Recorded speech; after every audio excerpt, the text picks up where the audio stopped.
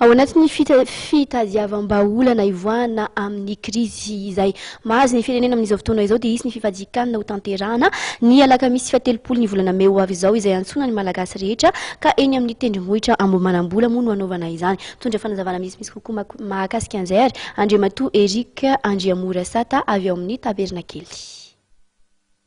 Arak'izany dia amin'ny alakamisy fatelopolo ny volana May zao zany dia isy fifadikanana lehibe zany izay iantsonantsika malagasy rehetra tsy akanavaka manerana ny nosy itsika mpitondra fanjakana rehetra zany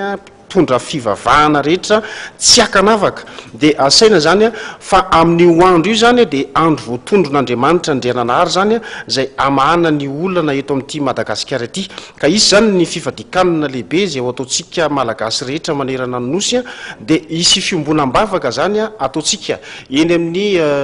tendrombohitra eny Ambohimanambola lalana makany Anjeva zany izy io dia misy fiara iraisana eo Ambojatovo fiangana amin'ny enina ora sy sasany maraina ny fiangantsika misy sarandalina moa zany 520 ariary dia anasana antsika tsirairay avy tsy akanavaka izany fotoana izany ny alakamisy fatelopolo ny volana May zao taona 2024 raha andeha fiara manokana dia efa misy toromarika manokana ihany koa izay arahana eny Ambohimanambola eny zany